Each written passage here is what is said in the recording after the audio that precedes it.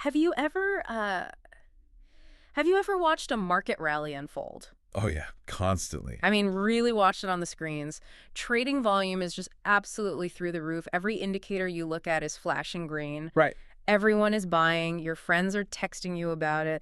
The financial headlines are, screaming about this massive, healthy, robust market. It's everywhere. Yeah, and it looks completely unstoppable, Yeah. right? You look at all that activity and you think, wow, there is so much money flowing in. This foundation must be made of concrete. Absolutely. But what if that exact moment when the market is the absolute busiest is actually when it's the most fragile? Hmm. What if the volume you're seeing isn't a sign of strength at all, but this massive blinding illusion masking a completely hollow core? It is a terrifying thought for anyone managing capital. Yeah, Really. yeah. Because we are constantly conditioned by our screens, by the media, and honestly by our own psychological biases. To just look at motion and assume it means stability. Exactly. We look at this frenzy of activity, right? Millions of shares changing hands every single minute, and we just casually call it liquidity. We throw that word around so much. We do, and that is a fundamental structural misunderstanding of how the plumbing of the global financial system actually works. And that is the mission of today's deep dive. We are exploring the hidden architecture of financial markets Yeah. to really uncover this massive, pervasive structural flaw in how most people, even seasoned professionals managing billions of dollars, understand market health. It's a huge blind spot. So we are going to tear down the walls today, pull up the floorboards, look at the actual pipes, because there is this core confusion out there for you as an investor. A very dangerous conflation. Right, a conflation of two completely different concepts, which are liquidity and participation. And this conflation is at the root of almost every major financial accident. Wow, every major one. Almost all of them, yeah. They're related concepts, absolutely, but they are not the same thing. Not at all. But you see it constantly in market commentary. All the time. Mm. High volume is casually described as strong liquidity. A surge in trading activity generates all these headlines, framing it as this wonderful, healthy sign of deep engagement. And then the opposite happens, right? Exactly. When turnover falls, like when the market gets quiet on a Friday afternoon in August, you immediately start hearing panicked whispers about illiquidity. Right. Treating these two concepts as interchangeable is just a recipe for disaster, because participation measures activity. Liquidity measures absorption capacity. Absorption capacity. Yes. This isn't just an academic debate over definitions for finance nerds. This is about survival. It really is. Why should you, listening right now, care about this? Because markets don't fail when participation declines. They fail when liquidity disappears. That is the key distinction. Understanding this difference, separating that illusion of motion from the reality of depth, is the ultimate secret to risk management. Risk management, execution, and honestly just surviving. Surviving in any market environment, Yeah. whether it's a grinding bear market or a totally euphoric bull run.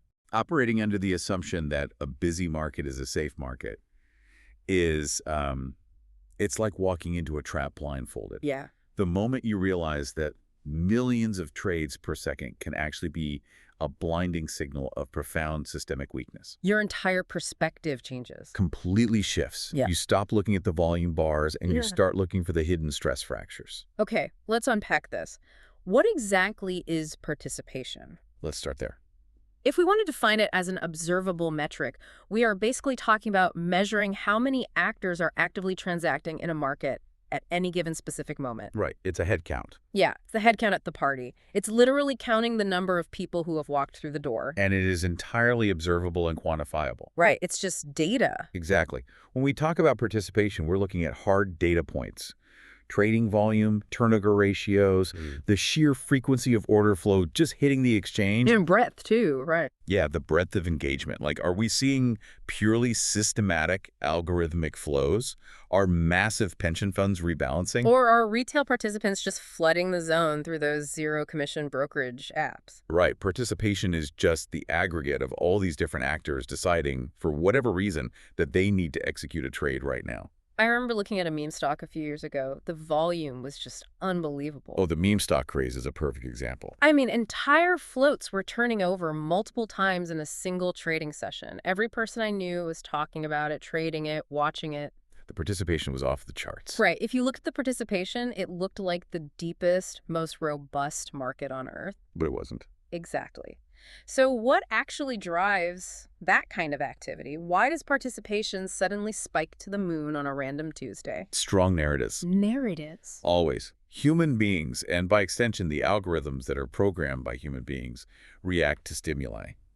A narrative takes hold, and it just creates a massive feedback loop. Like what kind of stimuli? You get a massive policy pivot from a central bank, say, a surprise interest rate cut. Okay. Or you get a sudden macro shock. Yeah. Right. An inflation print comes in way hotter than expected. Everyone scrambles. Right. Or in the case of your meme stock example, you get a speculative mania fueled by social media, where everyone decides they need to own a specific asset immediately. It's FOMO. It is absolute FOMO. These narratives create a sense of profound urgency. Participants just feel compelled to act. They have to get in or they have to get out. And here is the trap. This is the whole paradox of high participation. Yes. We look at all those people rushing to act, we look at the billions of shares trading, and we just naturally think it means the market is deep and healthy. Because there's so much going on. Exactly. But participation only measures motion. It does not measure depth. That's it. I want to try an analogy here. Let's think about participation as the number of cars on a highway. I like this. If there are 10,000 cars on the road, there is a ton of participation. There's a massive amount of motion. But you wouldn't necessarily call that a safe, stable driving environment, would you? No, you'd call it a traffic jam waiting to happen. Exactly. That analogy perfectly illustrates the flaw in observable metrics. A massive number of cars just means there is high demand for the road. It tells you absolutely nothing about the condition of the road itself. Nothing at all. This is why participation is not inherently stabilizing. It simply reflects the fact that orders are being placed. Just noise. Yeah. Think about the two extremes of market psychology for a second. Panic and euphoria. Right? Volume spikes massively during absolute panic when everyone is rushing for the exits at the exact same time. Like someone yelled fire in a theater. Exactly.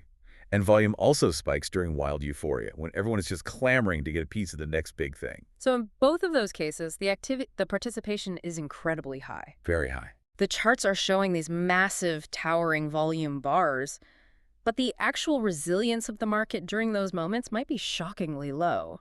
Just because people are frantically passing assets back and forth, Yeah.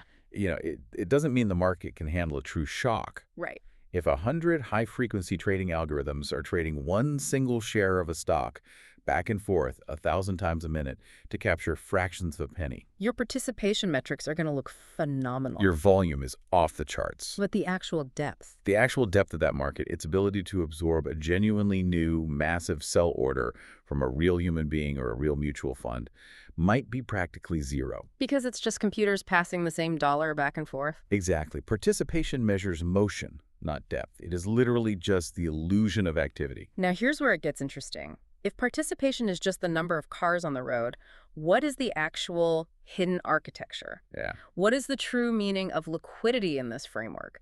If participation is the cars, is liquidity the number of lanes on the highway? What's fascinating here is that liquidity is exactly that. It is the physical architecture of the road. The concrete. It's the number of lanes, the structural integrity of the asphalt, the width of the shoulders. Liquidity, in its truest, most structural sense, is absorption capacity. Absorption capacity. Yes, it is not about how many trades are happening. It is about the market's ability to digest large orders quietly without causing a disproportionate or disorderly movement in price. It's the shock absorber. It is the shock absorber of the entire financial system. Let me stop you there, though, because if I pull up a brokerage platform, any app on my phone, Sure. I don't see absorption capacity anywhere on my screen. I see price, I see volume, I see a fancy chart. Right. So if I'm looking at my screen, what are the actual hallmarks of a truly liquid market? How do I know I'm looking at real absorption capacity and not just a bunch of noise? A truly liquid market does its job completely silently. Silently. It can digest massive sizes. We're talking huge institutional orders worth hundreds of millions of dollars without anyone really noticing. Okay, so what's the first sign of that? The first hallmark you will see are narrow bid-ask spreads. Okay, define that quickly. The bid is the highest price a buyer is willing to pay. The ask is the lowest price a seller is willing to accept. Right. In a highly liquid market, that spread is razor thin, and it stays narrow even when a big order hits the tape. So the price doesn't suddenly jump up 20 cents just because someone wants to buy 1,000 shares. Precisely the opposite of a jump. you will see an environment that prevents excessive slippage. Slippage. Yeah, slippage is the difference between the expected price of a trade and the price at which the trade is actually executed. The hidden cost. Exactly. In a liquid market, the price you expect to get is the price you actually get. That makes sense. And most importantly, a liquid market can withstand temporary imbalances in order flow. What does that mean in practice? Say there are suddenly 10 more sellers than buyers. A liquid market absorbs that imbalance without the price just gapping down violently. But who is doing the absorbing? This isn't just about the mood of the traders, right? Or the No. phase of the moon. This is about physical, well, digital architecture. No. It's structural. Liquidity relies on structural pillars that most participants never, ever even think about. Give me the pillar. First and foremost, you have dealer balance sheet capacity. The dealers. Right. In traditional markets, dealers, which are often large investment banks or specialized market-making firms, they act as the principal shock absorbers. They stand in the middle. Yes. If everyone wants to sell and there are no immediate end buyers, the dealer is supposed to step in. They buy those assets with their own capital, warehouse that risk on their balance sheet, and just hold it until a new buyer comes along. I want to push back on that premise a little bit. Go ahead. Aren't these dealers and market makers legally or structurally obligated to provide liquidity? I mean, they quote bids and asks all day long. They are constantly participating. They quote bids and asks, sure, but the size of those quotes is entirely up to their risk models. They are not charitable institutions. Right. They're in it to make money. Exactly. Yeah. If their balance sheets are constrained, meaning they have already taken on too much risk, or regulators are telling them they don't have enough capital reserves, they will pull back. They just shrink the size. They might still show a quote to satisfy some exchange requirement, but instead of being willing to buy 10,000 shares, they're only willing to buy 100. Wow. Your shock absorber is suddenly just gone. That makes a lot of sense. The dealer is the guy who buys the car when you need cash fast. Yes. But if his lot is full, he's not taking your car no matter how much participation is happening at his dealership. Perfect analogy. What else props up this architecture? We hear a lot about the plumbing of the financial system. You also have to look at funding market stability. Meaning? Can market makers cheaply and easily borrow the cash they need to actually facilitate these massive trades? Right, they don't just use their own checking accounts. Exactly. If overnight borrowing rates spike, it becomes way too expensive for dealers to hold assets, so they just stop providing liquidity. Makes sense. Then there's the volatility regime itself. High volatility inherently degrades liquidity. Wait, really? Most traders love volatility. You always hear them say volatility creates opportunity. It creates opportunity for speculators, absolutely, but it terrifies liquidity providers. Why? Because when markets are wildly swinging, market makers widen their bid-ask spreads to protect themselves from getting run over by toxic informed order flow. They don't want to catch a falling knife. Exactly, so the architecture shrinks. Okay, what else? You also have margin and collateral conditions. Right. If clearinghouses suddenly demand more collateral, liquidity providers might have to pull back their capital from the broader market just to meet those margin calls. Pulling money out of the system. Yes. And finally, the overarching policy backdrop. The Fed. The Fed, central bank liquidity facilities, regulatory capital requirements, all of these dictate how robust the architecture is on any given day. So synthesizing this, you can have a market that is incredibly busy with astronomical participation. 1 million cars on the highway. Right, 1 million cars. But if those structural pillars are weak, if the dealers have no balance sheet space, if funding is tight, then that busy market is simultaneously incredibly fragile. Very fragile. It's 1 million cars on a one-lane dirt road, high participation, low liquidity. That is the exact nightmare scenario that catches so many traders completely off guard. They see the volume, they assume the liquidity is there, and they step right into a void. Let's walk right into those danger zones, because this dynamic plays out most violently during the extremes. Let's start with panic markets. Right. Picture a massive stress event. Let's use a real historical example. May 6, 2010, the flash crash. A classic. The media is running wall-to-wall coverage. The stock market is just plummeting. Every participant, from retail to massive hedge funds, is feeling the urgency to reduce exposure immediately. Pure panic. And the volume is just exploding. The flash crash is the ultimate textbook case of high participation and zero liquidity. Zero. Literally zero. If you were just looking at a volume chart on that afternoon, you saw astronomical numbers of E-mini S&P 500 futures contracts trading hands. Just massive spikes on the chart. Right. You might mistakenly think, well, at least there are buyers for all these sellers. Look at the turnover. Look at all the action. But underneath that massive volume, the underlying reality had completely decayed. Walk us through the mechanics of that decay. What was actually happening beneath the volume bars? Okay, so a large mutual fund initiated a massive sell algorithm to offload billions of dollars in futures contracts. It's a massive automated sell order? Yes, and they triggered this in a market that was already nervous about some macro events in Europe. Right. The high-frequency trading firms, the market makers who usually provide the liquidity day-to-day, saw this massive, relentless selling pressure coming through. The wave. Their risk models triggered red alerts. The dealers, those structural shock absorbers we just talked about, they were overwhelmed. So what did they do? They widened their bid-ask spreads to protect themselves, and honestly, many simply turned their machines off. They just unplugged. They withdrew their quotes entirely. They said, we're out. And that's when you start seeing the real damage. The order book depth just collapses. Completely. The quotes might still technically be there on the screen, but the actual size behind those quotes vanishes. It's a ghost town. Exactly. So when that large market order continued to execute, it tore through the order book like wet paper. Wow. You start seeing massive price gaps. I mean, Procter & Gamble dropped from over $60 a share to pennies in a matter of minutes. Pennies for a blue chip stock. Accenture traded at 1 cent. That is insane. There was massive participation. Thousands of trades executing at ridiculous prices, but absolutely zero structural absorption capacity. The asset was trading at $60 and the next trade was at $40 with absolutely nothing in between. Nothing in between. During a true panic, it really feels like everything goes down at once. It doesn't matter if you own a great company or a terrible one. That is because correlations spike across the board. Explain that. In a true panic, everything goes to a correlation of 1. People aren't selling what they want to sell. They're selling what they can sell. Exactly. If a hedge fund needs to meet a margin call and they can't sell their illiquid junk bonds because there's no buyers, they will sell their high-quality Apple stock. To raise the cash. Right. This drags everything down simultaneously. So the illusion is that observers see this high volume, this frantic trading, and they assume the system is robust enough to handle the stress. They see the motion. The reality is the system is actively drowning. It is overwhelmed and completely struggling to absorb the flow. The high participation is literally tearing the remaining liquidity to shreds.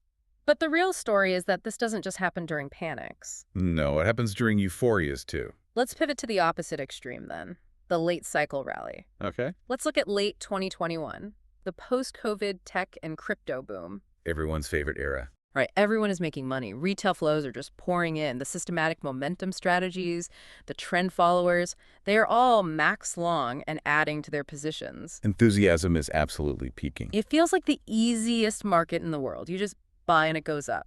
But beneath the surface of this massive, joyous participation, the market's absorption capacity is quietly thinning out. Thinning out while prices are rising. Yes. It's like a massive gleaming skyscraper being built on a foundation of sand. The volume is high, but the depth becomes dangerously concentrated. Concentrated how? When everything is going up, doesn't that mean liquidity is everywhere? It creates an illusion of broad liquidity.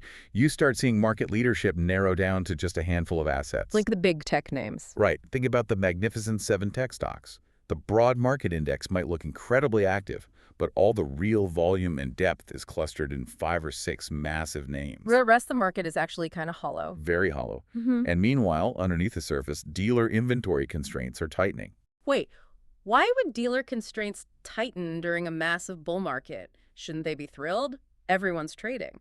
Because the market makers are being forced to constantly supply the assets that everyone wants to buy. Okay. If retail investors are buying billions of dollars of call options on Tesla, the market makers who sell those options have to go out and buy Tesla stock to hedge their risk. Right. They have to remain market neutral. Exactly. So this stretches their risk limits. They are loaded to the gills with one side of the trade. They're carrying all the weight. And because everyone is so optimistic, volatility is heavily suppressed. Suppress volatility. I mean, that sounds like a good thing. Nobody likes wild swings when they are making money.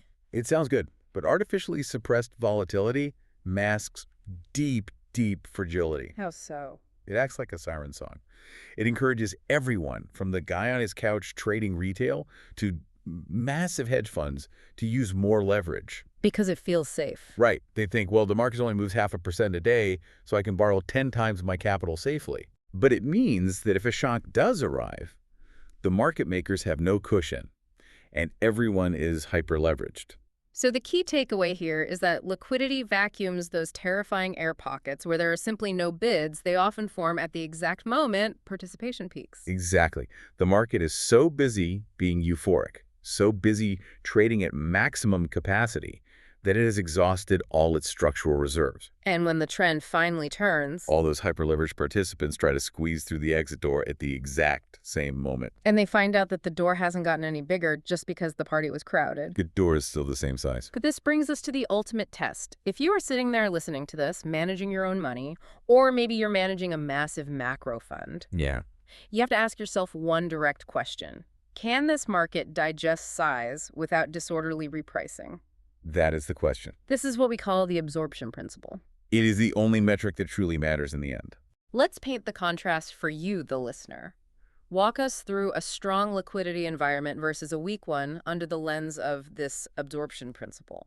Okay, in a strong liquidity environment, the architecture is sound. The concrete highway? Right. When a large order hits the market, the price might move, but it moves proportionally to the flow. It's a smooth, orderly adjustment. Like dropping a rock in a deep lake. Exactly. A pension fund drops $1 billion into the S&P 500. The price ticks up a few basis points, the market makers absorb the flow, they hedge their books quietly, and the market settles. No drama. No drama. Volatility remains naturally contained. The system absorbs the energy. And what about correlations? Furthermore, correlations remain diversified. A shock in one specific sector, say, energy stocks drop because of an oil spill, it doesn't immediately drag down completely unrelated technology assets. Because the market has the depth to isolate the impact. Precisely. Okay, now contrast that with a weak environment where participation might be high, but absorption capacity is broken. In a weak environment, the shock absorbers are entirely gone. The dirt road? The dirt road. Tiny imbalances in order. Flow, maybe just a slight excess of sell orders from a few nervous institutions. They cause massive outsized moves. The price doesn't slide, it falls off a cliff. Slippage skyrockets. Yeah. Thought you were getting out at $50, you placed a market order, and your order fills at $46. Ouch. And the most dangerous part is that volatility becomes endogenous. Endogenous volatility. That is a heavy academic phrase. I want to translate that. It was very academic. Explain endogenous volatility using a physical analogy. Think of a snow-covered mountain. Okay. In a healthy market, volatility is caused by an external shock, a loud thunderclap, an earthquake. That is exogenous. It comes from the outside. Right. Endogenous volatility is when the structure of the snow itself is so fragile, so packed with tension, that just a tiny snowball rolling down the hill creates a massive avalanche. So the market movement itself becomes the shock. Sorry, to build on that, the price movement literally creates more price movement. The snake eating its own tail. Yes. The price drops sharply because of low liquidity.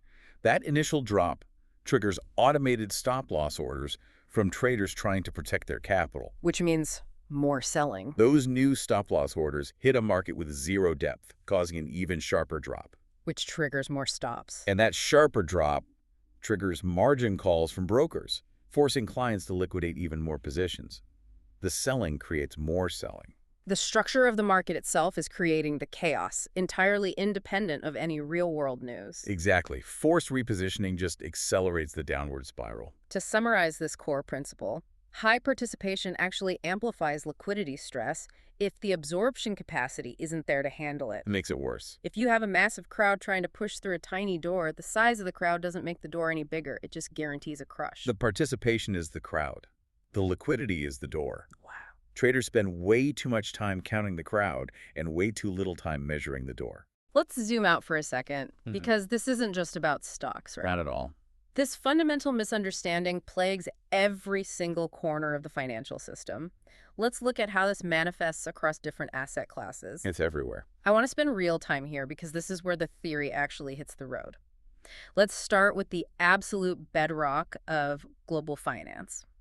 Rates markets, government bonds. Government bonds are the perfect example. U.S. Treasuries, U.K. gilts, Japanese government bonds. People think of these as the deepest, safest, most bulletproof markets on Earth. The U.S. Treasury market is the collateral that underpins the entire global financial system. But we saw the bedrock crack recently. We really did. Let's talk about March 2020, the onset of the COVID-19 pandemic. March 2020 is the ultimate case study in participation, masking an absolute collapse in liquidity. Set the scene for us. As the reality of the pandemic set in, there was a massive macro shock. You saw record-breaking turnover in government bonds. Everyone was scrambling. Record volume. Yes. Risk parity funds, which use leverage to balance stocks and bonds, were getting crushed on their stock portfolios. So they needed cash. So they had to sell their massive treasury holdings just to meet margin calls. Foreign central banks were also selling treasuries to get U.S. dollars to support their own currencies. So the participation was astronomical. The volume was off the charts. That's what we've seen. But what happened to the depth? The depth collapsed entirely. In treasury. In treasuries. The volume was there, but yield volatility expanded violently. Why? The primary dealers, the massive global banks that are structurally mandated to bid on these bonds, they simply ran out of balance sheet space. They couldn't absorb it. Regulations introduced after 2008 meant they couldn't just expand their balance sheets infinitely to absorb this massive wave of selling. They hit their limit. They didn't have the regulatory room or the risk appetite to catch the falling knife, regardless of how high the trading activity was. So you had the safest asset in the world behaving like a penny stock. Precisely. The spread between off-the-run treasuries and on-the-run treasuries just blew out to historical levels. Meaning the plumbing was clogged. The true liquidity, the ability to move size without moving the market, deteriorated so rapidly that the Federal Reserve had to step in. They had to be the buyer of last resort. They had to buy trillions of dollars of bonds just to unfreeze the plumbing. The participation was at record highs, but the liquidity was essentially zero. That is wild. What about credit markets? Corporate bonds are a notoriously tricky beast. It seems like the illusion here is driven entirely by modern financial products. Credit is where the illusion is arguably the most dangerous for the average retail investor right now. Let's get into ETFs. Today, you have massive exchange-traded funds, or ETFs, trading high-yield junk bonds and investment-grade corporate bonds. Right. During a stress event, you might see huge ETF flows.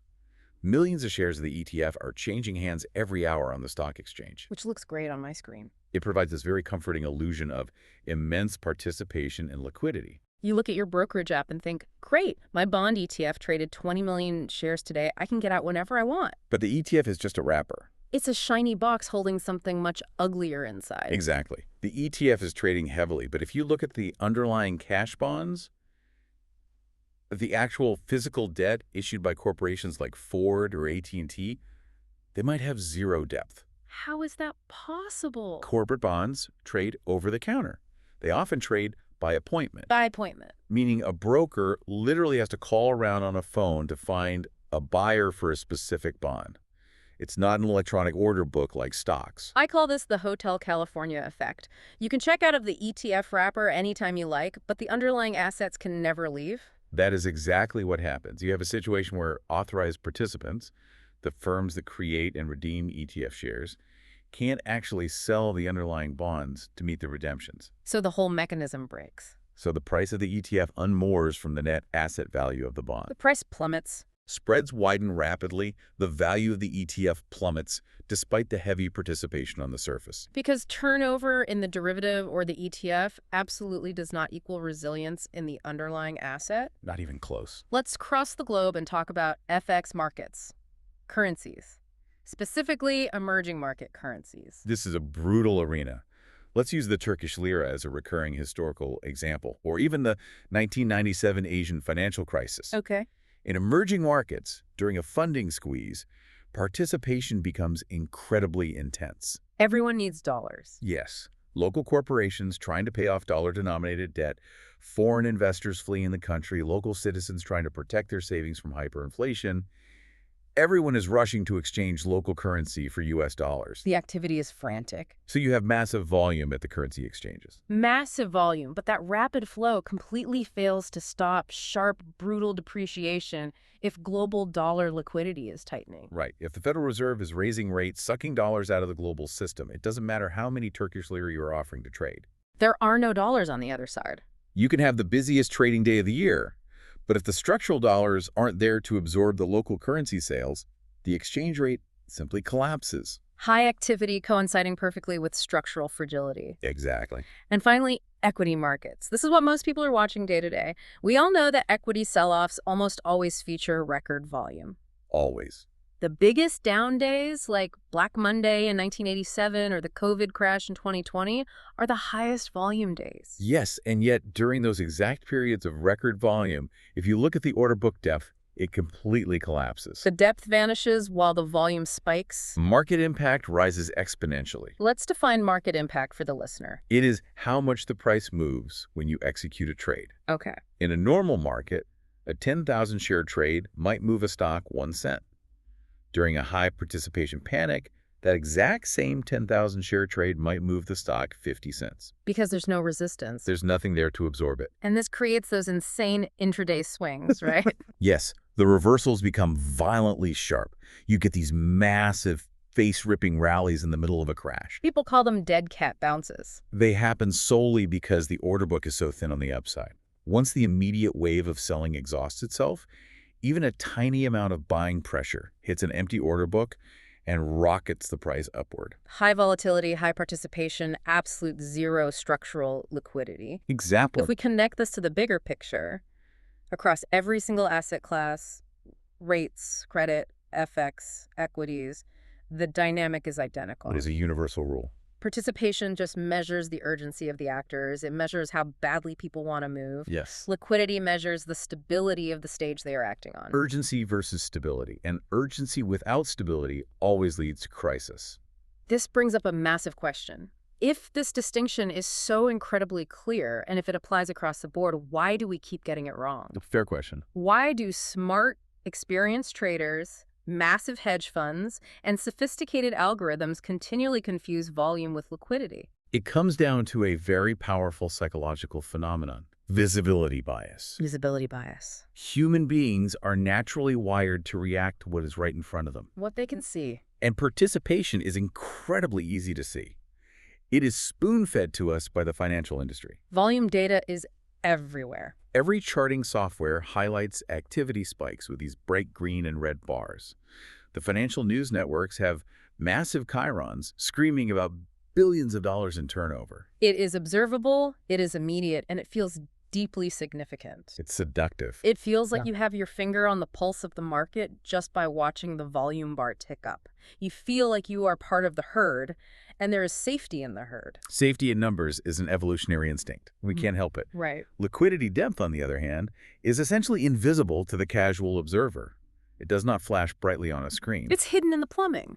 To truly understand liquidity, you have to engage in meticulous, boring, highly technical monitoring. Like what? You have to track real-time bid-ask spreads across multiple exchanges.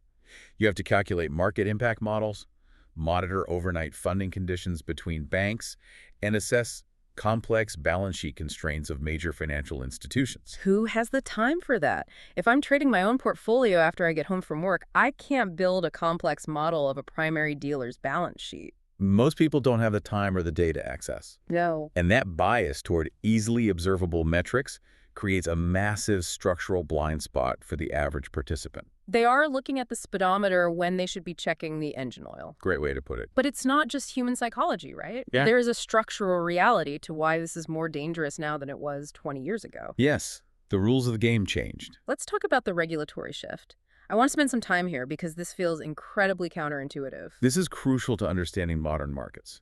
The architecture fundamentally changed after the Great Financial Crisis in 2008. Okay, set the stage. In an effort to make banks safer, which, to be fair, was a necessary goal to prevent another taxpayer bailout, regulators worldwide introduced sweeping post-crisis institutional regulations and severe capital requirements. We are talking about frameworks like Basel III, the Dodd-Frank Act in the U.S., and the Volcker Rule. Yes. Okay, let's translate those. Give us the ELI 5. Explain.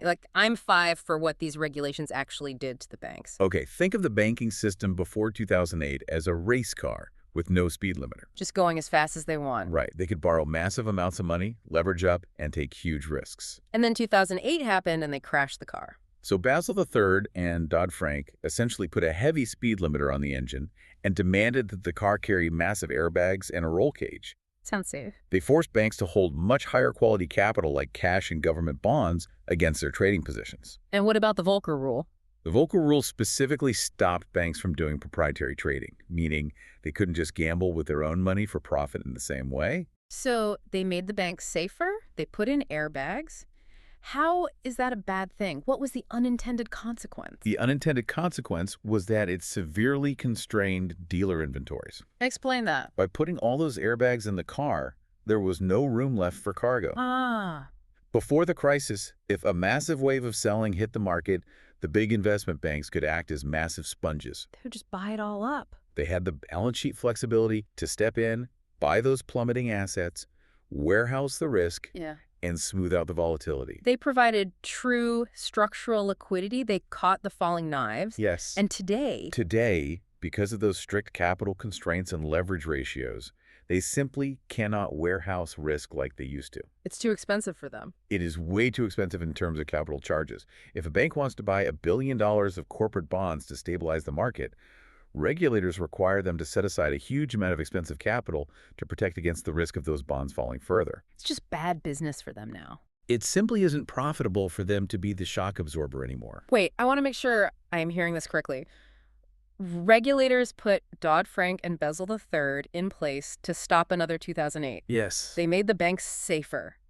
Are you telling me that by making the banks safer, they actually made the markets more dangerous? It is a brilliant, terrifying paradox, but yes. Wow. The risk didn't disappear. It just shifted from the banks to the end investors. To us. The banks are safer, absolutely. They won't collapse, Mhm. but the markets they operate in are exponentially more fragile. So when the market needs them most, their hands are tied by the very regulations meant to protect the system. The result is that when stress hits, participation rises because everyone wants to trade, but intermediation capacity falls off a cliff. Intermediation capacity, the ability to sit in the middle. The ability of dealers to step in between buyers and sellers and absorb that flow, it's gone. So what did the banks do? The banks step back, they widen their spreads and let the market fall. The whole system has become structurally more reactive and less stable. It moves faster, it gaps harder, and it is entirely reliant on end investors finding each other, rather than a dealer smoothing the transition. That is terrifying. It means the safety net has been quietly removed while everyone was distracted by the sheer volume of trading. Exactly. So, how does this actually play out in real time? Let's go through the anatomy of a collapse. Because as we've noted, liquidity doesn't just vanish overnight, it deteriorates gradually. It's a process. Walk us through the timeline. Let's start with phase one. Phase one is the slow bleed. It is the baseline environment. Okay. This is a period of stable liquidity and moderate participation. Think of the years 2013 to 2017 in the U.S. equity markets. Slow and steady. The system is functioning exactly as it should. The absorption capacity is strong. When large orders come in, the market digests them quietly. Spreads are tight. Volatility is contained. Volatility is naturally contained because the shock absorbers are fully operational. This is the environment where traditional trading strategies buy and hold, value investing work beautifully. Okay, then the environment starts to shift. We enter phase two. What does that look like? Let's use the run-up to 2008 or the run-up to the 2021 tech peak. Phase two is incredibly insidious because on the surface, things look completely euphoric. Everyone is happy? Participation starts to increase dramatically. Narratives are building. The taxi driver is giving you stock tips. A classic warning sign. But underneath the surface, the depth subtly thins out. Dealer constraints start emerging. Their balance sheets are getting full of the assets everyone is trading, or risk limits are being nudged.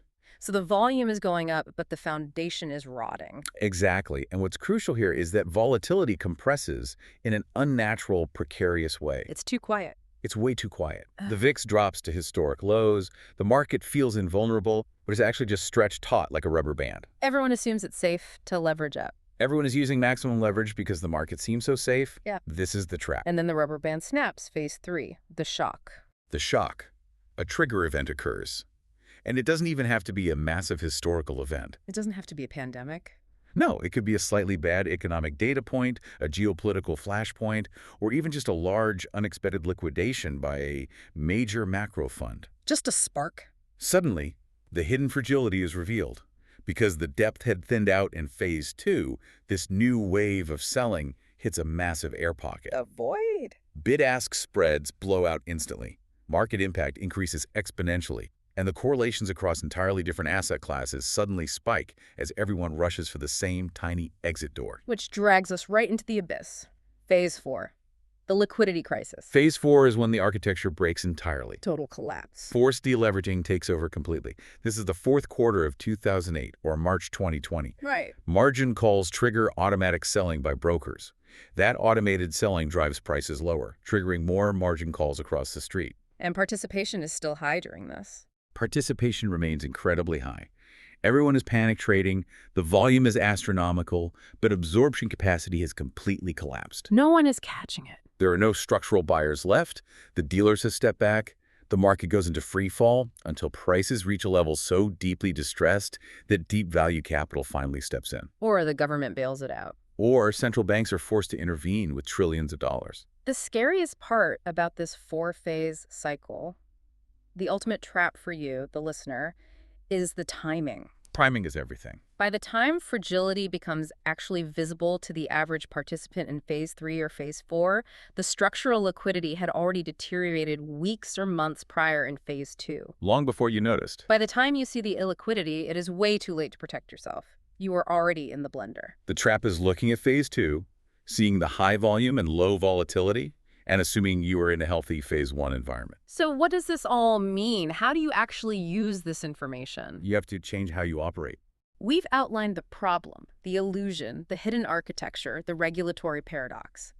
Let's talk about the professional edge. Let's turn this insight into action for the listener. Let's do it. Because knowing the ship is structurally flawed doesn't help if you don't know where the lifeboats are. Let's start with risk management. First and foremost, you have to fundamentally shift your focus. Stop just looking at volume bars to determine if a market is safe. You need to start monitoring true liquidity indicators. Exactly. Give us the checklist. I want ELI5 definitions for each of these. What should a serious participant be watching? First, watch bid-ask spreads carefully, particularly during times of mild stress. Okay. Do they widen dramatically on small pieces of news? That's a huge warning sign. Second, Monitor market depth if you have access to order book data. look past the surface. Look past the first quote to see how many shares are actually resting behind it. Third, you should absolutely be watching funding spreads. A great example is the FRAOIS spread. Okay, stop there. FRAOIS. Translate that. Think of the FRAOIS spread as the market's trust thermometer for the banking system. A trust thermometer. I like that. It measures the difference between what banks charge each other to borrow money versus the risk-free rate set by the central bank. Okay, so if that spread spikes. If this spread spikes, it means banks are certainly terrified to lend money to each other overnight. Because they don't trust each other. And if banks won't lend to each other, they definitely aren't going to step in and provide liquidity to the broader stock or bond markets. Got it. Trust thermometer. What's next? Look at the repo rates. The repo market is basically a massive overnight pawn shop for billionaires and banks. Pawn shop? Yeah, a hedge fund gives a bank a treasury bond, gets cash to trade with for the day, and buys the bond back the next morning. And if repo rates spike? It means the pawn shop is out of cash. Leverage becomes incredibly expensive, and liquidity providers pull back. Next, look at the volatility term structure. Let's translate that one too. Volatility term structure. Think of options like insurance policies. Normally, insurance for something happening a year from now costs more than insurance for something happening tomorrow. Because there's more time for things to go wrong. Exactly. That is a normal term structure. But if the cost of short-term insurance suddenly spikes higher than long-term insurance, the term structure has inverted. The market is panicking about the immediate present. Yes. And lastly, credit spreads. Watch the persistence of credit spreads. Meaning? If corporate bond spreads start widening, meaning corporations have to pay much higher interest rates to borrow compared to the government, while equities are still rallying, that is a massive red flag. The bond market is usually the smart money. The bond market is signaling that structural liquidity and economic health are decaying, even while the stock market is still throwing a party. And what is the golden rule when we see these indicators flashing? The rule is simple, though psychologically agonizing to execute. It's hard to fight the herd. You must reduce your leverage and risk exposure when liquidity thins, even if participation makes the market look incredibly strong. If the foundation is cracking, it doesn't matter how high the party is jumping on the roof. You need to scale back. Scale back and survive. Let's talk about execution strategy. Say you do need to trade in a fragile environment. The liquidity is thin, but you have a mandate to deploy capital, or you personally need to adjust your portfolio. It happens. What are the mechanics of trading when absorption is low? You have to completely change your behavior. First, adjust your order sizes way down. Go small. If you normally trade blocks of 1,000 shares, break them up into blocks of 100. You cannot demand liquidity that isn't there. Second, exercise extreme patience. Use limit orders. If you are institutional, use algorithmic execution strategies like TWAP or VWAP over longer time horizons. Explain TWAP and VWAP for us. TWAP stands for time-weighted average price, and VWAP is volume-weighted average price. How does it work? Think of it like trying to eat a massive cake. If you try to shove the entire cake in your mouth at once, a market order, you will choke, and everyone will stare at you. That is market impact. Yes. TWAP and VWAP algorithms slice the cake into tiny bite-sized pieces and feed them into the market slowly over several hours, matching the historical volume patterns. You eat the whole cake, but nobody notices. Let the market come to you. Exactly. So absolutely no smashing the market buy button because you're feeling FOMO on a Tuesday morning. Absolutely avoid aggressive liquidity-taking strategies. Do not cross the spread, meaning do not pay the ask price just to get in immediately, unless it is an absolute emergency. Your execution must bend to the market's absorption capacity. If you try to force a large trade into a thin market, the market will punish you with severe slippage. Yeah. You have to respect the physical limitations of the architecture. Finally, let's look at campaign construction. The macro approach to building a portfolio over a longer cycle using this knowledge. This is where real generational wealth and alpha are generated over a multi-year time frame. How do you do it? You want to build your primary exposures during phase 1.